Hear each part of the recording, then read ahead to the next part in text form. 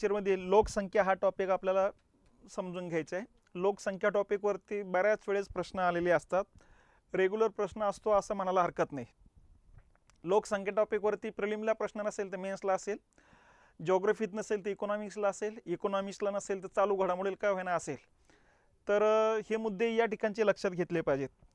लोकसंख्या या टॉपिकवरती UPSC पासून ते खाली शिपाई पदापर्यंत जे काही प्रश्न आलेले आहेत ते ह्या 6 ते 7 मुद्द्याभोवती आलेले आहेत. पहिला लोकसंख्याविषयक सिद्धांत, दुसरा आहे लोकसंख्याविषयक धोरण. लोकसंख्याविषयक सिद्धांत जे आहे ते 2च सिद्धांतावरती आलेले आहेत प्रश्न, बाकीच्या कुठल्याच सिद्धांतावरती प्रश्न आलेले नाही. एक थॉमस माल्थसचा सिद्धांत आहे आणि एक फ्रँक नॉटेस्टिंगचा संक्रमण सिद्धांत आहे. लोकसंख्याविषयक धोरणं आतापर्यंत 2च वेळेस मांडले गेलेले, 1976चं आणि 2000चं. त्याच्यानंतर लोकसंख्याविषयक ज्या संकल्पना आहेत, मग जन्मदर म्हणजे काय, मृत्यूदर म्हणजे काय, माता मृत्यूदर म्हणजे काय, बालमृत्यूदर म्हणजे काय, शिशुमृत्यूदर म्हणजे काय, घनता असू द्या, साक्षरता असू द्या, लिंग प्रमाण असू द्या, नागरीकरण असू द्या, तर ह्या संकल्पना ज्या आहेत 6-7, तर ह्या संकल्पना एकदा क्लिअर कराव्या लागतात, कारण बऱ्याच वेळेस संकल्पनेवरती प्रश्न आलेले आहेत. त्याच्यानंतर जनगणनेचा प्रारंभ जगातला कसा होतो, भारतातला कसा होतो याच्याबद्दलची माहिती. भारतातील लोकसंख्या वाढीचे टप्पे, आतापर्यंत 15 जनगणना झालेले आहेत. 15 जनगणनेचे 30-30 वर्षाच्या हिशोबाने 4 टप्पे पाडले जातात बघा. त्या प्रत्येक टप्प्यानुसार लोकसंख्येमध्ये कशी वाढ होते, काय दराने वाढ होते त्याबद्दलची माहिती असते. आणि त्याच्यानंतर भारतातील लोकसंख्या वितरण, राज्यानुसार लोकसंख्येची माहिती या ठिकाणी विचारले जात असते. तर या पद्धतीनं या ठिकाणी आपण जर बघितले तर 6 मुद्दे आहेत. 6 मुद्द्यांवरती या ठिकाणी प्रश्न विचारले जात आहे. ठीक आहे, आता जे प्रश्न आहेत ते प्रश्न बघू.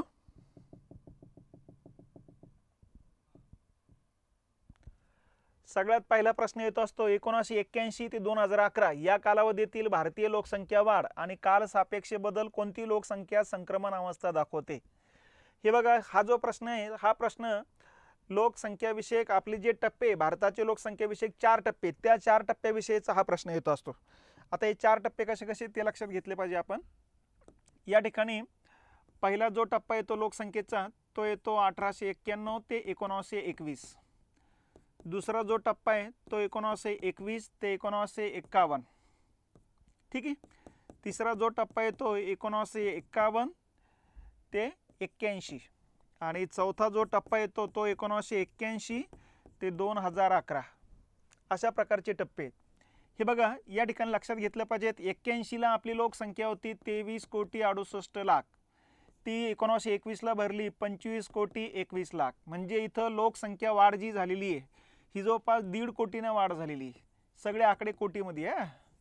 तर या पद्धतीनं या ठिकाणी आपण जर बघितलं तिथं लोकसंख्या फारशी वाढलेली नाही आहे, म्हणून याला म्हणायचं स्थिर लोकसंख्या वाढीचा टप्पा. इथं वर्षाला जी लोकसंख्या वाढली 0.19% वाढलेली आहे, म्हणून याला म्हणायचं स्थिर लोकसंख्या वाढीचा टप्पा असं म्हटलं जातं असतं बघा. ठीक आहे. दुसरा टप्पा जो आहे या टप्प्यामध्ये या ठिकाणी लोकसंख्या आता बऱ्यापैकी वाढते. म्हणजे या ठिकाणी आपण जर बघितलं तर 25.21 कोटी लोकसंख्या होती आणि 1951ला 36 कोटी लोकसंख्या होती. तर जवळपास 12 कोटीनं लोकसंख्या वाढलेली आहे. आणि लोकसंख्या जी वाढते 1.20% वाढते वार्षिक. इथं हा वार्षिक दर या ठिकाणी लक्षात घेतला पाहिजे. ठीक आहे.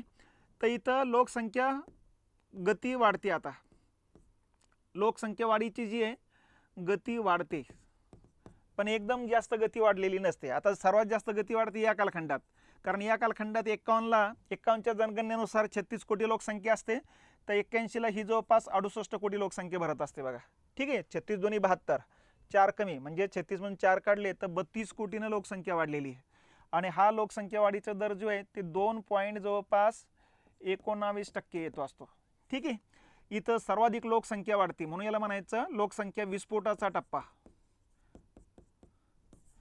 तर सर्वात जास्त लोकसंख्या वाढते या 3ऱ्या टप्प्यामध्ये. ठीक आहे. त्याच्यानंतर सर्वात कमी लोकसंख्या वाढते पहिल्या टप्प्यामध्ये.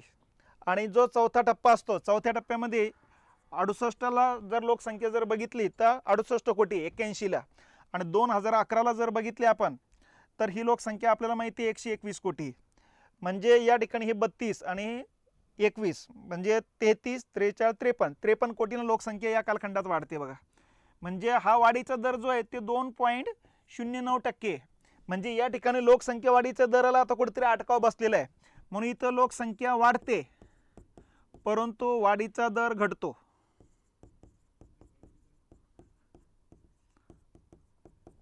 आलं लक्षात, इथं लोकसंख्या वाढत जात असते पण लोकसंख्या वाढीचा दर हा घटत जात असतो. तर या पद्धतीने या ठिकाणी लक्षात घेतलं पाहिजे.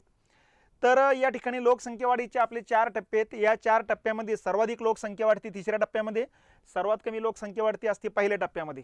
ठीक आहे, तर यावरती हा प्रश्न आहे. तर या ठिकाणी इथं प्रश्न विचारला गेलेला 81 ते 2011 या कालावधीतील भारतीय लोकसंख्या वाढ आणि काल सापेक्ष बदल कोणती लोकसंख्या संक्रमण अवस्था दाखवते. तर हा या ठिकाणी लक्षात घेतला पाहिजे, चौथा टप्पा आहे. चौथ्या टप्प्यामध्ये लोकसंख्या वाढते पण वाढीचा दर घटत आहे, म्हणजे उच्च लोकसंख्या वाढीचा कालावधी तरीही घटता कल, हे त्याचं उत्तर येते. तर हे 4 टप्पे जर लक्षात ठेवले तर लगेच लक्ष देऊन जात आहे की या ठिकाणी उत्तर कुठलं आहे. आता ते 4ही टप्पे तुमच्या लक्षात आले असेल तर बरेच प्रश्न त्याच्यावरती आलेले आहेत. पुढचा प्रश्न येतोय, खालीलपैकी कोणता कालखंड भारतीय लोकसंख्या वाढीचा स्थिर लोकसंख्या वाढीचा टप्पा आहे. मग इथं आपण अगोदरच सांगितलेलं आहे स्थिर लोकसंख्या वाढीचा टप्पा कुठला आहे, पहिलाच येतो. पहिला म्हणजे कालखंड कुठला आहे, 1891 ते 1921. ठीक आहे, मग आता परत बघा स्थिर लोकसंख्या वाढीचा टप्पा कोणता आहे, 1891 ते 1931 आहे का, नाही. मग 1800च्या पुढे जा 1921 पर्यंत, म्हणजे हा कालखंड येतो बघा. ते जवळपासचे पर्याय देत असतात, तसं लक्षात घ्यायचं. ते 21च्या अगोदरचा कालखंड म्हणजे स्थिर लोकसंख्या वाढीचा कालखंड आहे. 4 टप्पे लक्षात ठेवायचे आहे, जास्त नाहीचे. त्याच्यानंतर 2001च्या जनगणनेनुसार भारतातील अनुसूचित जमाती म्हणजे एसटी कॅटेगरी सर्वाधिक लोकसंख्या असलेले राज्य कोणते आहेत. तर सर्वाधिक जास्त लोकसंख्या येत असते मध्य प्रदेश. मग या ठिकाणी 2 गोष्टी लक्षात घ्यायचे. नंबर 1 SC कॅटेगरी आणि नंबर 2 ST कॅटेगरी. यांच्यावरती रेग्युलर प्रश्न असतात म्हणून ते लक्षात घ्यायचे. ठीक आहे, आणि यांच्याबाबत सर्वाधिकच विचारतात, सर्वात कमी विचारले जात नाहीत. आणि यातही लोकसंख्येनुसार आणि प्रमाणानुसार असे 2 मुद्दे असतात बघा. ठीक आहे, लोकसंख्येनुसार जर बघितले तर ST कॅटेगरी सर्वात जास्त लोकसंख्या येते मध्य प्रदेश. आणि प्रमाणानुसार जर विचारलं तर सर्वाधिक प्रमाणात लोकसंख्या आहे मिझोराममध्ये, जवळपास 94% लोकसंख्या येते इथली ST कॅटेगरीची. SC कॅटेगरीचं जर विचारलं लोकसंख्येनुसार सर्वात जास्त लोकसंख्या कोणत्या राज्यात असेल SC कॅटेगरीची, तर उत्तर प्रदेश. आणि प्रमाणानुसार जर विचारलं तर पंजाबमध्ये, कारण पंजाबमधल्या एकूण लोकसंख्ये जवळपास 32% लोकसंख्या ही SC समाजाची आहे. तर या पद्धतीनं इथं जर बघितलं आपण ST कॅटेगरीचे विचारलेले आणि लोकसंख्येनुसार विचारलेले, प्रमाणानुसार नाही, त्याचा अर्थ मध्य प्रदेश आहे. प्रमाणानुसार विचारला असता तर मिझोराम खाली पर्याय नाही, कारण तसा प्रश्न विचारलेला नाही तो. त्याच्यानंतर भारतीय जनगणना 2011 नुसार साक्षर व्यक्ती म्हणजे काय. आता ही संकल्पना विचारलेली आहे, साक्षरता कशाला म्हणतात, साक्षर व्यक्ती म्हणजे काय. तर याच्या संकल्पनेमध्ये लक्षात घेतलं पाहिजे, सरकारनं अशी नियमावली तयार केलेली आहे की 7 वर्षावरील किंवा 7 वर्षापेक्षा जास्त वय असलेला कोणताही व्यक्ती, ज्याला कोणत्याही भाषेतून लिहिता आलं पाहिजेत, वाचता आलं पाहिजेत आणि जे काही वाचतंय ते समजलं पाहिजेत, अशा 3 कृती व्हायला पाहिजेत. आलं लक्षात, अशा व्यक्तीला साक्षर म्हणतात. कोणतीही भाषेमध्ये त्यांनी ते शिक्षण घेतलेलं असलं पाहिजे थोडक्यात. नंबर 1. नंबर 2 आहे की 90% एखाद्या राज्याची, जिल्ह्याची, धर्माची, जातीची लोकसंख्या 90% साक्षरता झाली की समजून घ्यायचं 100% झालेली. 100% होण्याची वाट बघितल्या जात नसते. केरळची साक्षरता 54%, तरी आपण म्हणतो 100% साक्षर असलेले राज्य. तर हा एक दुसरा मुद्दा लक्षात ठेवायचा. आणि याच्यावरून तिसरा मुद्दा काय आहे, ज्या राज्यामध्ये, ज्या जातीमध्ये, ज्या धर्मामध्ये साक्षरता जास्त, त्या राज्यातील किंवा त्या जातीच्या, त्या धर्माच्या लोकांचं उत्पन्न जास्त आहे. जसं भारतामध्ये आपण जर बघितलं, म्हणजे याचा अर्थ हा पण आहे की ज्या राज्याची साक्षरता कमी आहे त्या राज्याचं दरडोई उत्पन्न पण कमी आहे. भारतात सर्वात कमी साक्षरता बिहारची आहे, म्हणून भारतात सर्वात कमी दरडोई उत्पन्न पण बिहारचंच आहे. तर त्यामुळे साक्षरता आणि उत्पन्न यांचा जवळचा संबंध असतो. म्हणून साक्षर व्यक्ती कोणती आहे, 7 वर्षावरील ज्यांना कोणत्याही भाषेत लिहिता येतं, वाचता येतं आणि समजतं, असा व्यक्ती म्हणजे साक्षर व्यक्ती. तर 7 वर्षापेक्षा अधिक वयाची अशी कोणतीही व्यक्ती जी कोणत्याही भाषेतून लिहू शकते, वाचू शकते, त्याचबरोबर समजू शकते, हाच पर्याय येतोय. ठीक आहे, आता या पर्यायामध्ये 6 म्हणते किंवा त्यापेक्षा अधिक. हे बघा, आपला नियम असा आहे की महाराष्ट्र सरकारचा नियम किंवा भारत सरकारचा नियम 6 वर्षाचं झालं की पहिलेलं टाकावं आणि 1 वर्षामध्ये त्याचं ब कड आणि वाचता यायला लागेल असा हिशोब धरलेला आहे. आणि म्हणून 7 वर्षापेक्षा जास्त वय असलेली व्यक्ती मानले जाते. आता हे पर्याय आहे 7 किंवा त्यापेक्षा अधिक वय असलेली व्यक्ती जी कोणत्याही भाषेतून केवळ लिहू शकते देतं येतं. याचा अर्थ हा पण पर्याय बसत नाही, हाही पर्याय बसत नाही. ते 1 नंबरचं उत्तर बरोबर आहे. ठीक आहे, त्याच्यानंतर नागरीकरणाचे नकारात्मक परिणाम. नागरीकरण म्हणजे शहरीकरण. नागरीकरणाची व्याख्या लक्षात घेतली पाहिजेत. नगर, शहर. मग आता शहर कशाला म्हणायचं, तर याला किमान लोकसंख्या जी आहे, किमान लोकसंख्या ही 5000 असावी किंवा त्याच्यापेक्षा जास्त असायला पाहिजे.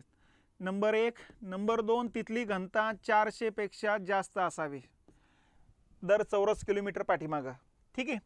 त्याच्यानंतर त्या ठिकाणी जेवढे लोक असेल, 5000, 10000, 5 लाख, 10 लाख जेवढे लोक असेल त्यातले कृषी सोडून इतर क्षेत्रामधील लोकांची संख्या, कृषीतेर लोक जे आहेत ते 75% जास्त असावेत. ठीक आहे.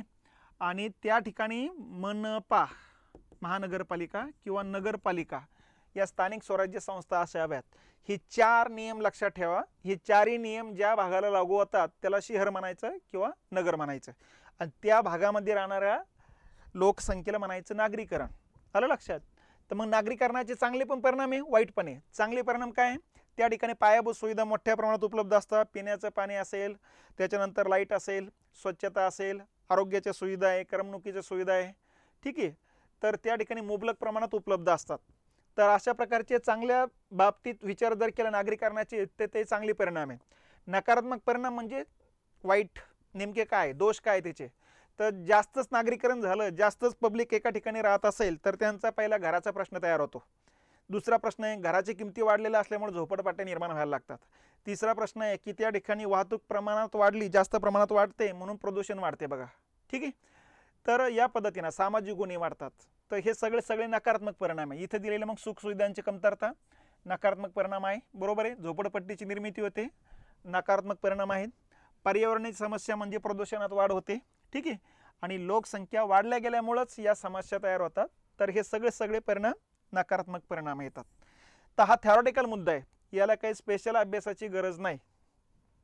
ठीक आहे. त्याच्यानंतर खालीलपैकी कोणता कालखंड भारतीय लोकसंख्या वाढीचा खुंटलेला काळ म्हणजे स्थिर लोकसंख्या वाढीचा कालखंड आहे, म्हणजे पहिला टप्पा आहे. पहिला टप्पा म्हणजे 1891 ते 1921. मग आता इथं पहिलाच पर्याय येतोय. ठीक आहे. तर त्यामुळे 4 टप्पे ते लक्षात घ्यायचे मित्रांनो. त्याच्यानंतर भारतात अनुसूचित जमाती, परत लक्षात घ्या, एसटी कॅटेगरी संख्येची एकूण लोकसंख्येची प्रमाण सर्वाधिक असलेले राज्य. आता इथं प्रमाण विचारलेलं आहे. मग आता मिझोराम पर्याय कुठे आहे, हा इथं पर्याय येतो बघा. जवळपास एकूण लोकसंख्या जेवढी आहे त्यातली 94% लोकसंख्या एसटी कॅटेगरीची आहे मिझोराममध्ये. ठीक आहे. लोकसंख्या विचारला असतं नुसती, लोकसंख्येनुसार सर्वाधिक लोकसंख्या असलेले राज्य तर मध्य प्रदेश, प्रमाणानुसार मिझोराम. एससी कॅटेगरी लोकसंख्येनुसार विचारलं यूपी, प्रमाणानुसार विचारलं पंजाब. त्याच्यानंतर भारतातील कोणते राज्य क्षेत्रफळाने सर्वात लहान आहे. आता हे सरळ प्रश्न आहे. सध्या आपले पोलीस भरतीला अशाच प्रकारचे प्रश्न असतात, हेही लक्षात घेत चला. तर हे अगोदर MPSCचे प्रश्न आहे, 2012च्या अगोदरचं आहे, त्यामुळे असे सरळ प्रश्न अगोदर राहायचे. तर क्षेत्रफळाने सर्वात लहान राज्य येत असतं गोवा, 3700 चौरस किलोमीटर एरिया आहे त्याचा. ठीक आहे. याच्यापेक्षा मोठा येतो असतो सिक्कीम, 7000 चौरस किलोमीटर. त्याच्यापेक्षा मोठा येतो असतो त्रिपुरा, 10000 चौरस किलोमीटर आहे. त्याच्यानंतर मग अरुणाचल प्रदेश. तर या पद्धतीने क्षेत्रफळाने सर्वात लहान येतो असतो गोवा राज्य. ठीक आहे.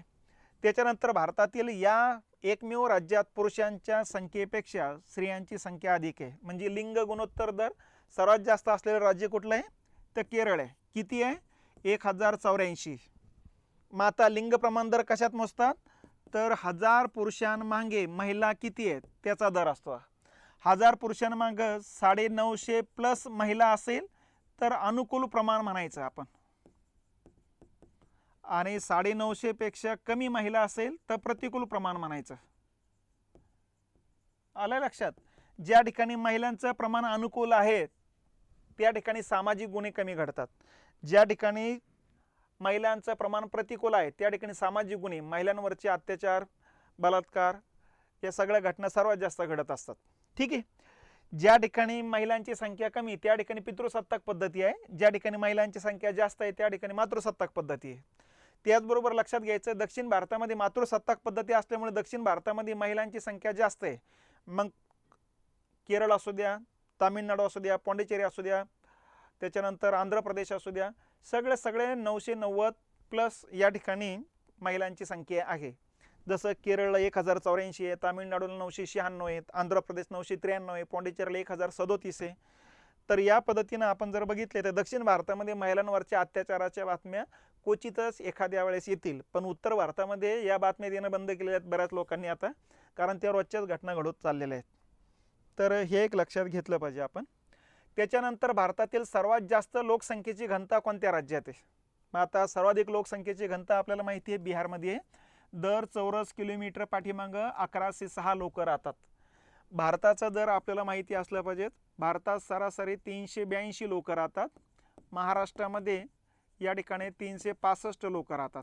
यांच्यासोबत तुलना केली असता तर आपल्या 3-4 पटीनं बिहारमध्ये लोकांची संख्या गर्दी जास्त आहे, म्हणून बिहारमध्ये बेरोजगारी पण जास्त आहे, हेही लक्षात घेतले पाहिजेत. म्हणून तिथल्या लोकांचं उत्पन्न पण कमी आहे, आलं लक्षात. आणि निरक्षरता असल्यामुळे लोकसंख्या जास्त आहे, हेही लक्षात घ्या. कारण जिथं साक्षरता जास्त आहे तिथं लोकसंख्या कमी होते, दर कमी आहे. भारतात सर्वात जास्त साक्षरता केरळची आहे, म्हणून तिथला लोकसंख्या वाढीचा दर फक्त 6%. 10%पेक्षा दर कमी असेल तर स्थिर लोकसंख्या वाढीचा टप्पा असतो तो, तिथं लोकसंख्या स्थिर झालेली आहे आता, आलं का लक्षात. आणि खास करून केरळ असू द्या, लक्षद्वीप असू द्या, इथं मुस्लिमांची संख्या जास्त आहे. त्यामुळे आपण असं जरी म्हणत असलो की मुस्लिमांची संख्या वेगानं वाढत आहे, तर हे उत्तर भारताकरता लागू होईल, दक्षिण भारताकरता लागू होणार नाही, कारण तिकडं साक्षरता जास्त आहे. ठीक आहे. याच्या खालोखाल या ठिकाणी घनता येत असते पश्चिम बंगाल 1000 जवळपास 38 येत असते. ठीक आहे. नंतर मग उत्तर प्रदेश आहे, मध्य प्रदेश आहे, असं उतरता क्रम लागेल. आणि सर्वात कमी घनता असलेलं राज्य कुठलं आहे तर अरुणाचल प्रदेश, फक्त 17 घनता त्या ठिकाणी आहे. मग अरुणाचल प्रदेश, मिझोराम आणि सिक्कीम असे शेवटचे राज्य पण लक्षात घेऊ शकता तुम्ही. त्याच्यानंतर 2011 मध्ये खालीलपैकी कोणत्या राज्यात बाललिंग गुणोत्तर सर्वात कमी होते? बाललिंग गुणोत्तर म्हणजे काय? 0 ते 6 वयोगट जो आहे, या 0 ते 6 वयोगटातील 1000 मुलांमागे मुली किती आहेत ही संख्या. मग आता या ठिकाणी लक्षात घेतलं पाहिजे, भारतामध्ये मुलींची संख्या येते 0 ते 6 वयोगटातील 919. महाराष्ट्राचा जर विचार केला तर 894 आहे. भारतात सर्वात जास्त लिंग गुणोत्तर जे आहे मुलींचं हे येत असतं मिझोराममध्ये, लक्षात, ते येत असतं 971. त्याच्या खालोखाल मेघालय 970, नंतर छत्तीसगड 964 आहे, म्हणजे अनुकूल प्रमाणात आहे. आणि सर्वात कमी येत असतं हरियाणा. आता इथं सर्वात कमी विचारलेले तर सर्वात कमी हरियाणा आहे. हरियाणाचं जवळपास 832. त्याच्यानंतर येत असतं पंजाब 834 आहे, 846. आणि त्याच्यानंतर येत असतं जम्मू काश्मीर 862. तर याच्यापैकी एकही पर्याय नाही. मग याच्या खालोखाल जर प्रमाण असेल तर महाराष्ट्राचं आहे. महाराष्ट्राचं किती तर 894 आहे. तर या पद्धतीनं लक्षात घेतलं पाहिजे. या ठिकाणी हा प्रश्न महाराष्ट्रावर आलेला आहे. तर सर्वात कमी विचारलं तर हरियाणा आहे. आणि जे काही प्रौढ जे काही लिंग गुणोत्तर दर आहे त्याच्यामध्ये पण हरियाणा सर्वात खाली आहे. चला पुढच्या मुद्द्याकडे घेऊ आपण. पुढचा मुद्दा आहे 2011च्या जनगणनेनुसार कोणत्या राज्याचा लोकसंख्या वाढीचा दर उणे होता? उणे म्हणजे ऋणात्मक, निगेटिव्ह. ठीक आहे. तर लक्षात घेतलं पाहिजेत. म्हणजे थोडक्यात काय, 2001 ते 11 या दशकामध्ये अगोदरची लोकसंख्या जेवढी असेल त्याच्यापेक्षा जास्तीत जास्त वाढ कोणत्या राज्यात झालेली आणि कमीत कमी वाढ कोणत्या राज्यात झालेली? तर कमीत कमी वाढ झालेली नागालँडमध्ये. नागालँडमध्ये हा दर -0.6% होता. ठीक आहे. तर भारतात सर्वात कमी लोकसंख्या वाढलेली नागालँडची, उलट वाढलेली नसून तेवढी घटलेली आहे ती. म्हणजे अगोदर त्यांची लोकसंख्या समजून घ्यायचं 1 कोटी असेल तर ती जवळपास या ठिकाणी 6%, 0.6% म्हणजे अर्ध्या टक्क्यानं घटलेली आहे. म्हणजे आता ती झालेली 99.5 लाख अशी झालेली आहे, असं समजायचं आपण. म्हणजे इथे लोकसंख्या वाढलेली नाही, उलट घटलेली आहे अर्ध्या टक्क्यानं. ठीक आहे. तर निगेटिव्ह या ठिकाणी दर जे आहे तर भारतामध्ये एकमेव राज्य नागालँड आणि महाराष्ट्रामध्ये 2 जिल्हे आहेत. ठीक आहे, की जिथं लोकसंख्या वाढीचा दर घटलेला आहे. आणि त्याच्यामध्ये आपल्याला माहिती आहे मुंबई शहर आहे, रत्नागिरी आहे, हे जिल्हे लक्षात घेतले पाहिजे आपण. त्याच्यानंतर 2000 सालच्या राष्ट्रीय लोकसंख्या धोरणाचे दीर्घकालीन उद्दिष्ट स्थिर लोकसंख्या साध्य करणे आहे. खालीपैकी कोणत्या वर्षात ते साध्य करायचे आहे? तर या ठिकाणी याचं उत्तर येतं 2045. म्हणजे आता लोकसंख्याविषयक धोरणं लक्षात ठेवा. लोकसंख्याविषयक जे आहेत ते 2 धोरणं आतापर्यंत आलेले आहेत. लोकसंख्येविषयक जी दोन धोरणं आहेत, एक आहे 1976 आणि एक आहे 2000चं. 1976चं जे धोरण आहे लोकसंख्याविषयक,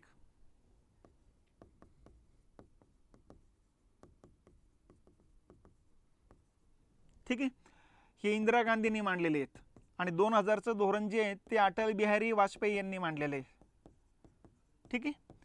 आता या ठिकाणी पहिल्या लोकसंख्याविषयक धोरणामध्ये तरतुदी काय काय होत्या? सगळ्यात पहिली तरतूद होती विवाहाचं वय निश्चित करण्यात आलं. मुलांचं या ठिकाणी 21 असलं पाहिजेत, मुलीचं 18 असलं पाहिजेत. नंबर 2, लहान कुटुंबावरती भर देण्याचं तरतूद करण्यात आलेली आहे. लहान कुटुंबामध्ये हम दो हमारे दो, दोन अपत्यावरती या ठिकाणी थांबावं असं निश्चित करण्यात आलेले आहे. त्याच्यानंतर या ठिकाणी आरोग्य कर्मचाऱ्यांच्या ज्या जागा आहेत त्या त्वरित भरून काढाव्यात, ती एक तरतूद करण्यात आलेली आहे. त्याच्यानंतर ग्रामीण भागात, शहरी भागामध्ये कुटुंब मर्यादित करण्यासाठीची जी साधनं आहे, कंडोम्स असेल किंवा तांबी असेल किंवा मग तुमचे त्या गोळ्या औषधी असतील, ह्या मोफत पुरवठा करण्यावरती भर देण्याची तरतूद करण्यात आली होती. आणि त्याच्यानंतर लोकसंख्याविषयक शिक्षणावर भर देण्याची तरतूद करण्यात आलेली. तर हे पहिल्या लोकसंख्याविषयक धोरणातल्या तरतुदी लक्षात ठेवा. दुसऱ्या लोकसंख्याविषयक धोरणामध्ये या ठिकाणी 3 तरतुदी करण्यात आल्या होत्या. एक अल्पकालासाठी आपण काय करायला पाहिजेत, एक मध्यम काळामध्ये काय करायला पाहिजेत आणि एक दीर्घ काळासाठी आपण टार्गेट काय टाकायला पाहिजेत. अल्पकाळ म्हणजे पहिल्या 1 ते 3 वर्षासाठीची तरतूद होती. मध्यम काळ म्हणजे 2009-10 पर्यंतची तरतूद होती. आणि दीर्घकाळ म्हणजे 2045-46 पर्यंत काय काय करायला पाहिजे त्याची तरतुदी करण्यात आल्या होत्या. अल्पकालीन याच्यामध्ये ग्रामीण भागात स्वास्थ्यविषयक आरोग्य सुविधा निर्माण करण्यावरती भर देणे, नंबर 1. नंबर 2, आरोग्य कर्मचाऱ्यांच्या ज्या जागा खाली असतील त्या भरून काढणे. नंबर 3, कुटुंब नियोजनासाठीचे जे साधने आहेत ती मोफत वाटप करणे, याच्यावरती भर दिला होता. मध्यमकालीन धोरण होतं की 2009 पर्यंत लोकसंख्या वाढीचा दर 2:1 पर्यंत मर्यादित करणे होतं. आणि दीर्घकालीन धोरण होतं की 2045-46 पर्यंत लोकसंख्या वाढीचा दर स्थिर करण्याचा आहे. तर अशा प्रकारचे या ठिकाणी टप्पे या 2 लोकसंख्याविषयक धोरणामध्ये आहेत. ठीक आहे. मग याच्यावरती प्रश्न जो विचारला गेलेला आहे आपला 2000च्या लोकसंख्याविषयक धोरणावरती, त्याच्यातल्या पण कुठल्या धोरणावरती?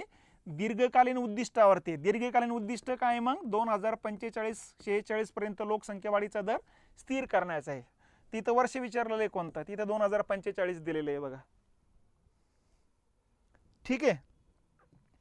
त्याच्यानंतर पुढचं येतं राष्ट्रीय लोकसंख्याविषयक धोरण 2000च. तातडीचे उद्दिष्ट कोणते? तातडीचे म्हणजे काय? अल्पकालीन उद्दिष्ट कोणते? मग याच्यामध्ये जर बघितलं आपण अल्पकालीन उद्दिष्ट तर स्वास्थ्यविषयक पायाभूत सुविधाची गरज भागविणे, ग्रामीण भागात प्राथमिक आरोग्य केंद्र उपकेंद्र उभारणी करणे ज्या ठिकाणी नसतील त्या ठिकाणी. ठीक आहे. तर याच्यावरती भर देण्यात आलेला आहे. वरील सर्वने लोकसंख्या स्थिर करणं या ठिकाणी 2045चं टार्गेट येते. एकूण प्रजनन दर कमी करणं हे 2009-10चं टार्गेट येते. हे मध्यमकालीन टार्गेट आहे, हे दीर्घकालीन आहे, हे अल्पकालीन आहे. अल्पकालीन म्हणजे तातडीचे म्हणतात त्याला आपण. ठीक आहे.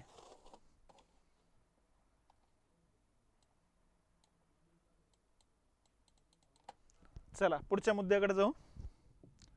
पुढचा मुद्दा आहे भारतीय लोकसंख्येच्या बाबतीत खालीलपैकी काय खरे आहे? जनरल प्रश्न आहे, थेरॉटिकली. वार्षिक लोकसंख्या वृद्धी दर घटत आहे. बरोबर आहे, घटत आहे. कारण आपण ते 4 टप्पे बघितलेले आहेत. त्या 4 टप्प्यामध्ये 3ऱ्या टप्प्यापेक्षा 4थ्या टप्प्यामध्ये लोकसंख्या वाढीचा दर घटत आहे. त्यामुळे हे वाक्य बरोबर आहे. आणि दुसरं येतं लोकसंख्येतील तरुण लोकसंख्येचा हिस्सा कमी होण्यास सुरुवात झालेली आहे. हेही बरोबर आहे. लोकसंख्या वाढीचा दर घटला याचा अर्थ तरुणांची संख्या घटणार आहे, हे लक्षात घ्या. म्हाताऱ्यांची संख्या वाढणार आहे. तर त्यामुळे हे सुद्धा वाक्य बरोबर आहे. आणि खाली विचारलेले फक्त योग्य कोणते कोणते खरी आहे ते विचारले, त्याचा अर्थ दोन्ही पण खरी आहेत. तर हा जनरल आपण जे काही फॅक्ट डाटा बघतो त्याच्यावर आधारित हे प्रश्न आहेत. पुढील पैकी कोणत्या लोकसंख्या धोरणानुसार भारतीय पुरुषाचे विवाहाचे किमान वय 21 वर्षे व स्त्रियांचे किमान वय 18 वर्षे निश्चित करण्यात आले? आत्ताच आपण बोललेलं आहे की 2च लोकसंख्याविषयक धोरण आहे. म्हणजे या ठिकाणी लक्षात घ्यायचं हे पहिलं धोरण आहे आणि हे दुसरं आहे. याचा अर्थ हे पर्याय फक्त आता टाकण्यासाठी काही नव्हतं म्हणून टाकून दिलेले आहेत त्याने. तर हे 2 पर्याय तुमचं उत्तरच कटून गेले. दुसरा मुद्दा हा आहे की इथं या पहिल्या धोरणामध्ये सांगितलेलं आहे विवाहाचं वय निश्चित केलेलं आहे, दुसऱ्या धोरणामध्ये तेच वय निश्चित ठेवलेलं आहे, त्यामुळे काही वेगळं काही नव्हतं. त्यामुळे याचं उत्तर येतं 1 नंबर. बरोबर आहे. 2 नंबरमध्ये 3 उद्दिष्ट टाकलेले आहेत, अल्पकालीन मध्यमकालीन दीर्घकालीन, असं लक्षात ठेवायचं आहे. त्याच्यानंतर 2000च्या लोकसंख्या धोरणानुसार, परत हे बघा, ही दुसराच लोकसंख्येविषयक धोरणावरती प्रश्न जास्त आहे. 2000च्या लोकसंख्येविषयक धोरणानुसार कुठल्या वर्षापर्यंत आपल्या देशाची लोकसंख्या स्थिर ठेवण्याचे उद्दिष्ट आहे? 2045-46 इथं काय दिलेले मग 46 दिलेले. ठीक आहे, 45 असेल तर 45, 46 असेल तर 46, दोन्ही असेल तर मग 45 एक नंबरला ठेवायचं आहे कधी पण.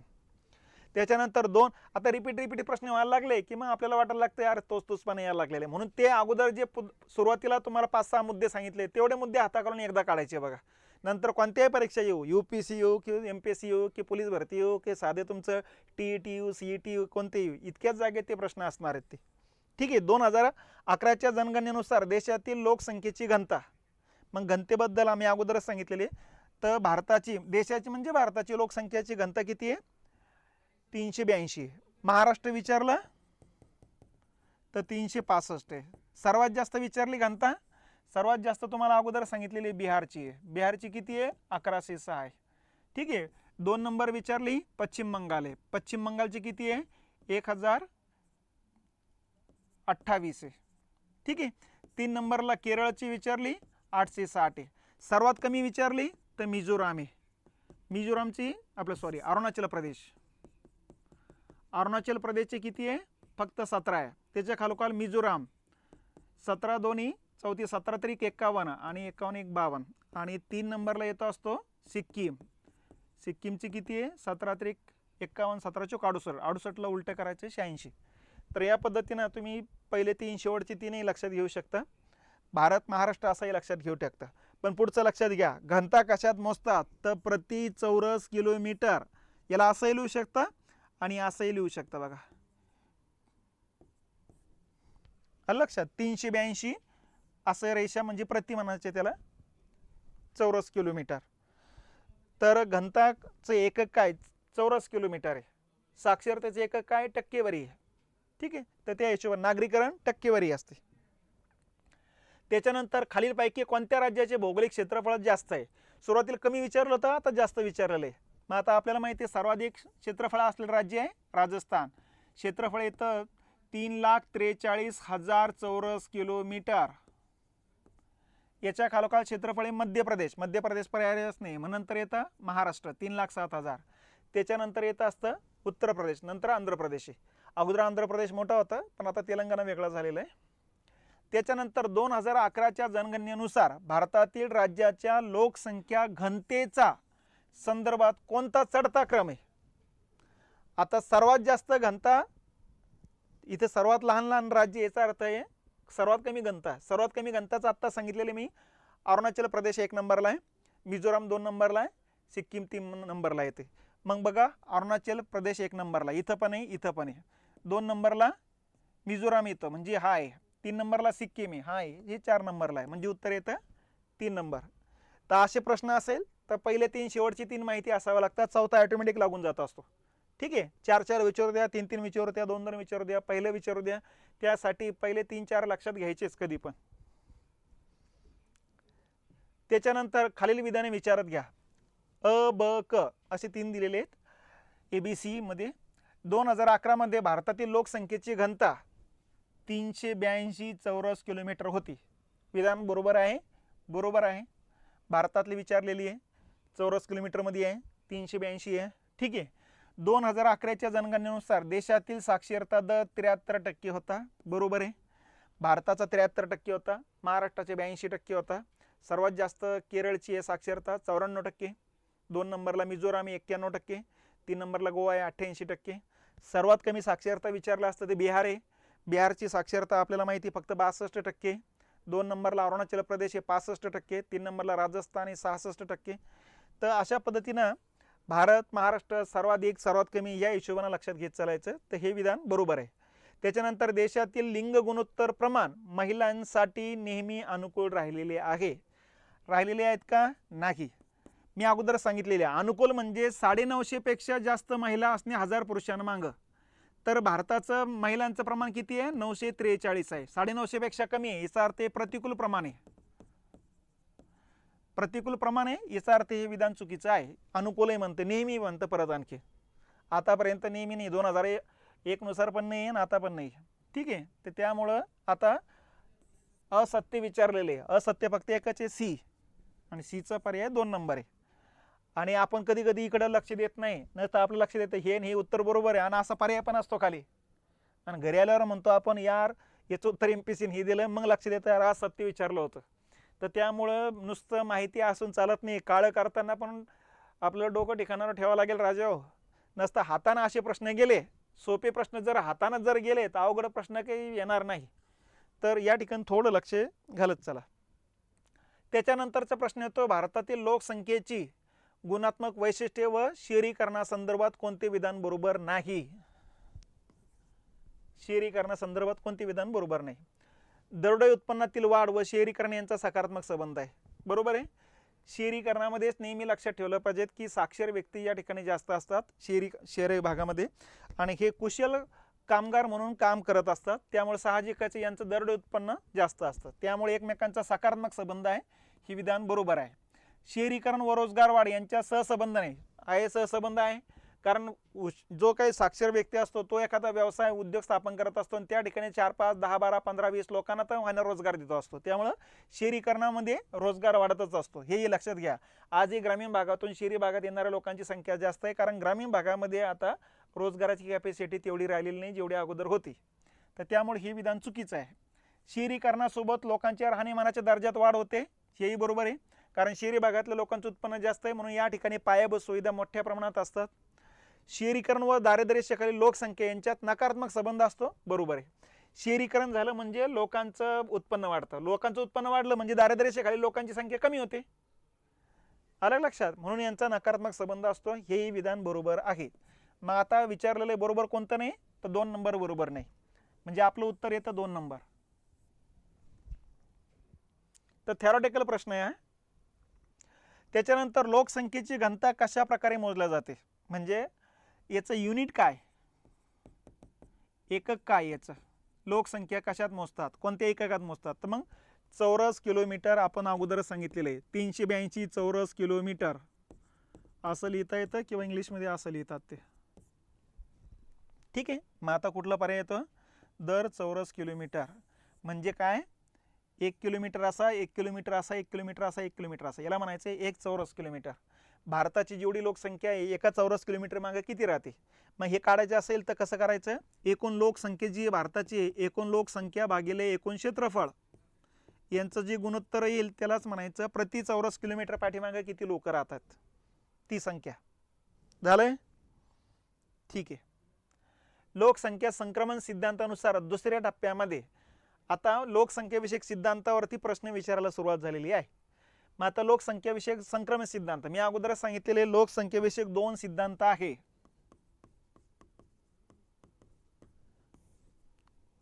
पहिला लोकसंख्याविषयक सिद्धांत आहे 1805 चा, आणि दुसरा लोकसंख्याविषयक सिद्धांत 1945 चा. पहिला लोकसंख्याविषयक सिद्धांत मांडलेला आहे थॉमस माल्थसनं, दुसरा लोकसंख्याविषयक सिद्धांत मांडलेला आहे MW थॉमस आणि फ्रँक नॉटेस्टिंगना.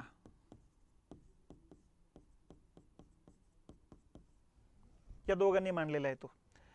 पहिल्या सिद्धांतामध्ये आता हा थॉमस माल्थसचा आहे तो ब्रिटनचा होता, म्हणजे इंग्लंड UK, हा तिथला नौदल प्रमुख पण होता आणि नंतर संरक्षण मंत्री पण राहिलेला आहे. यांनी त्या कालखंडामध्ये जे काही औद्योगिक क्रांतीला गती निर्माण झाली, वेगवेगळ्या क्षेत्रात जे संशोधन चालू होतं, त्या संशोधनावरून त्यांच्या लक्षात आलं होतं की वेगवेगळ्या आजारावर उपचार पण या पुढच्या कालखंडात होऊ पाहत आहे. पुढच्या कालखंडात शेतीच्या उत्पन्नात सुद्धा वाढ होणार आहे, कारण त्याच्यातही नवनवीन बियाणे येणार आहेत. आणि म्हणून त्यांनी मांडणी कशी केली की पुढच्या कालखंडामध्ये लोकसंख्या पण वाढेल आणि पुढच्या कालखंडामध्ये अन्नधान्य पण वाढेल, दोन्ही वाढेल, कारण संशोधनातून या ठिकाणी प्रगतीच होणार आहे. फक्त लोकसंख्येची जी वाढ होईल ती भूमितीय पद्धतीने वाढणार आहे, आलं लक्षात, आणि अन्नधान्य जे आहे ते अंकगणितीय पद्धतीने वाढणार आहे. आता भूमितीय पद्धत म्हणजे काय, तर अगोदरच्या वर्षीपेक्षा दुसऱ्या वर्षी लोकसंख्या दुप्पट होण्याचा दर, आणि इथं लोकसंख्या वाढणारच आहे पण इथं 1 पट होणारा दर आहे. तर अशा प्रकारची मांडणी म्हणजेच काय, इथं लक्षात घ्या, इथं वर्ष असतं बघा एका बाजूला, इथं अन्नधान्य आणि इथं दाखवलेली लोकसंख्या वाढ. ठीक आहे, लोकसंख्या वाढ त्यांनी सांगितलेली भूमितीय पद्धत आहे आणि अन्नधान्य जे आहे ते अंकगणितीय पद्धतीने वाढणार असल्यास सांगितलेले. मग आता या पद्धती काय ते लक्षात घ्या. पहिलं वर्ष अन्नधान्य आपलं समजून घ्यायचं 2 टन आहेत आणि लोकसंख्या 2 कोटी आहेत असं गृहीत धरू आपण. तर त्यांचं म्हणणं आहे की पुढच्या वर्षी हे एका पटीने वाढत जाणार आहे. म्हणजे 2 टन असेल तर पुढच्या वर्षी 3 टन होईल आणि हे दुपटीने वाढत जाणार आहे. म्हणजे 2 टन असेल 2 कोटी असेल तर 4 कोटी होईल. ठीक आहे, तिसऱ्या वर्षी हे 4 टन होईल तर हे 8 कोटी होईल. इथं दुपटीनं वाढ होत चाललेली आहे. चौथ्या वर्षी हे 5 टन होईल. म्हणजे याच्यातही वाढ होऊ लागली, याच्यातही वाढ होऊ लागली, पण याच्यात एका पटीने वाढ होऊ लागली, याच्यात दुपटीने वाढ होऊ लागलेली. आलं लक्षात. पाचव्या वर्षी हे 6 टन होईल तर हे 32 कोटी होणार आहे. तर या पद्धतीनं लोकसंख्या ही कोणत्या पद्धतीनं वाढते? भूमितीय पद्धतीनं. आणि अन्नधान्य पुढच्या कालखंडात कोणत्या पद्धतीने वाढणार आहे? अंकगणितीय किंवा गणितीय पद्धतीनं. म्हणून त्यांनी सांगितलेलं आहे पुढच्या कालखंडामध्ये वेगवेगळ्या देशांनी वेगळा बॉम्ब शोधण्याची गरजच नाही. लोकसंख्या हाच एक मोठा बॉम्ब बनणार आहे, कारण वाढत्या लोकसंख्येसाठी अन्नधान्य कमी पडणार आहे आणि नंतर लोक एकमेकांना खायला मागे पुढे बघणार नाही आणि अशा वेळेस मग वेगळ्या बॉम्बची गरज पडणार नाही. तर ही थिअरी मांडली होती थॉमस माल्थसनं 1805ला मांडलेली थिअरी बघा. ठीक आहे. आणि फ्रँक नॉटेस्टिंगनं आणि WM थॉमसनं काय सांगितलेलं आहे की लोकसंख्या वाढ आणि देशाचा आर्थिक विकास यांचा जवळचा सहसंबंध असतो, अशा प्रकारची मांडणी केलेली. आणि कोणताही देश 5 टप्प्यातून जात असल्याचं सांगितलेले. मग यासाठी त्यांनी काय केलेले 1 2 3 4 5 टप्पे आणि या प्रत्येक टप्प्यामध्ये जन्मदर त्याच्यानंतर मृत्यूदर याच्यामध्ये काय बदल होतो आणि त्यानुसार मग लोकसंख्या वाढीवरती काय परिणाम होतो याच्या प्रकारची मांडणी केलेली आहे. ठीक आहे.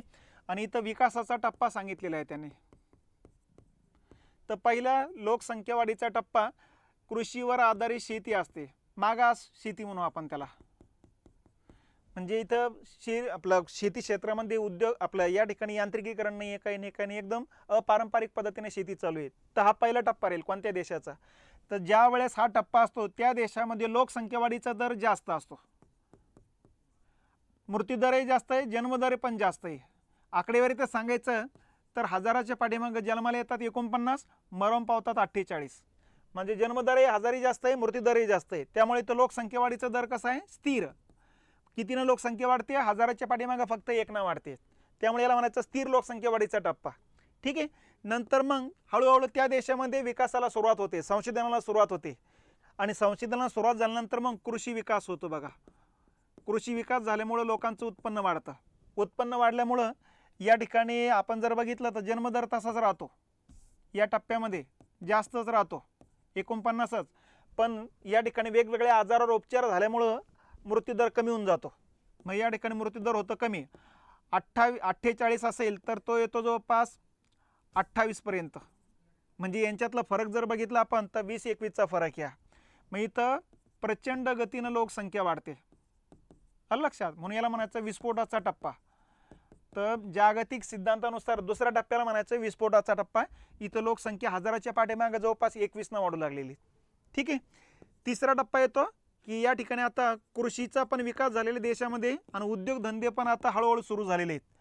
त्यामुळे होतं काय, जन्मदरावरती आता परिणाम व्हायला लागतो. कारण आता लोकांच्या लक्षात येतं की एवढं जन्माला घालण्याच्या गरज नाही.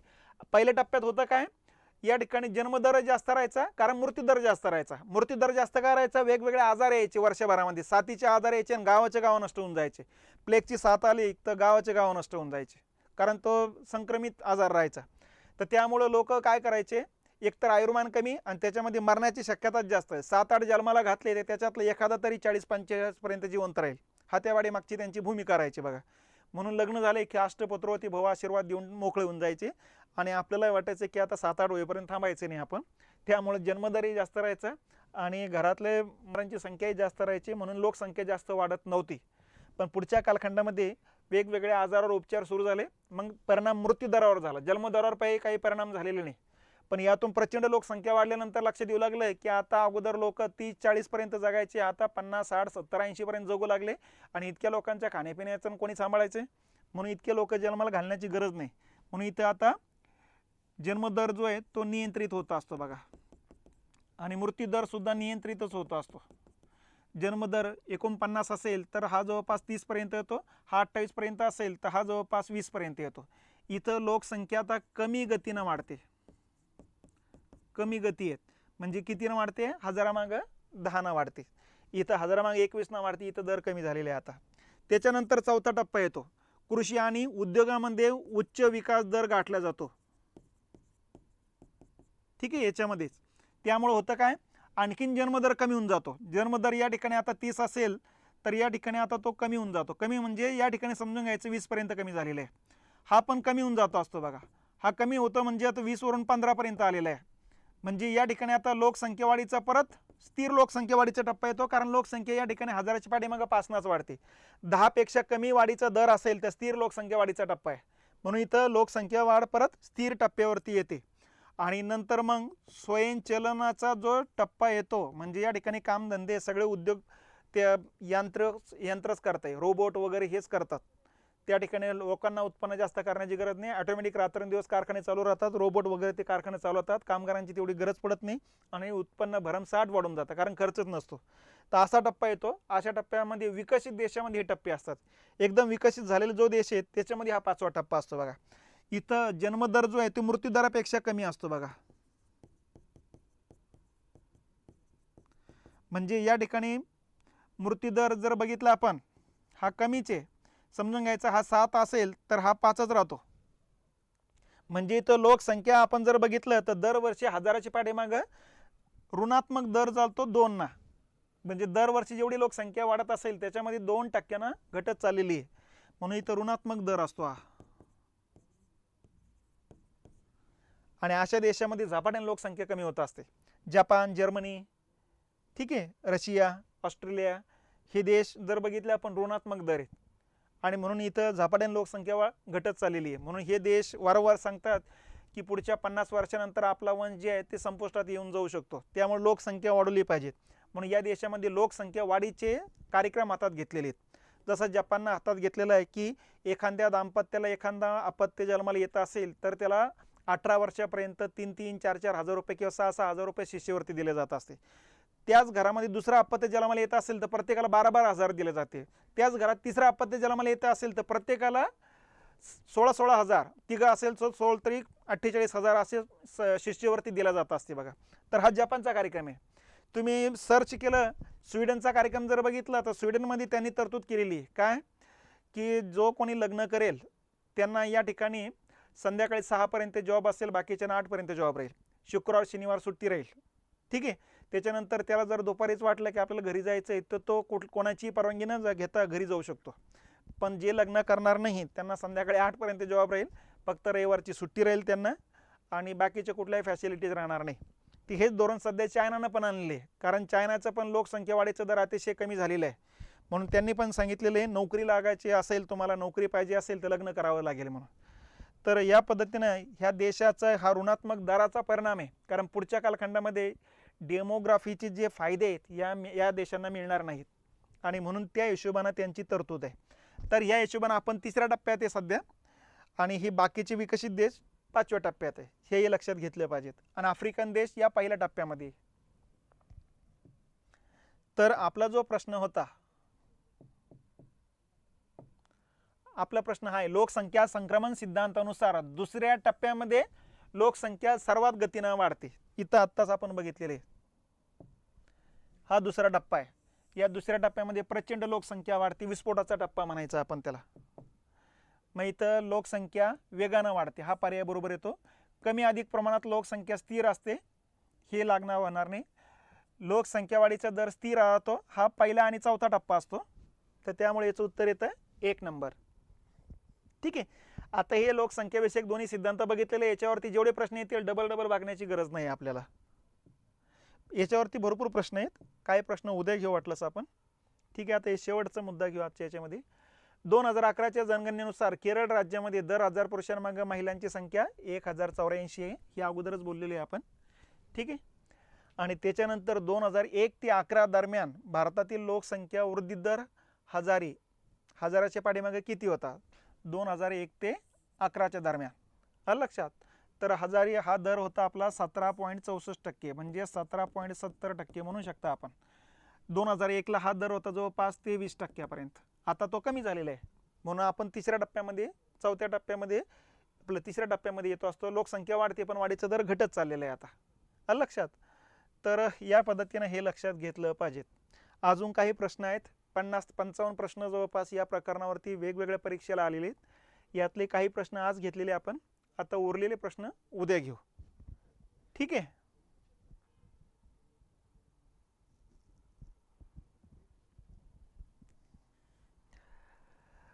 कुठल्याच देशाचं नागरिकत्व आपल्याला सहज भेटत नाही, तेही लक्षात घ्या. त्यांना त्यांच्याच वंशाचे लोक लागत असतात.